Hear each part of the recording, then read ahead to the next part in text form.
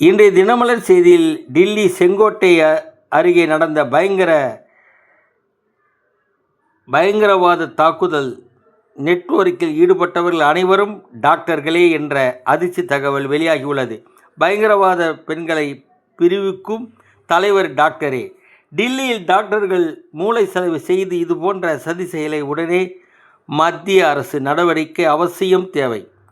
சென்னை, செங்கல்பட்டு மாவட்டங்களில் தமிழக அரசு சார்பில் அவசரமாக 35,000 பேருக்கு வழங்கிய இலவச பட்டாக்களில் பலரின் உறவு முறையை மாற்றியும், சர்வே எண்களின் குளறுபடி செய்தும் VAOக்கள் பதிவேற்றம் செய்ததால் பயனாளிகள் பட்டாக்களை பயன்படுத்த முடியாத நிலை ஏற்பட்டுள்ளது.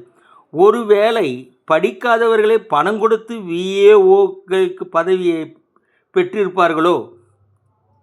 வணக்கம்.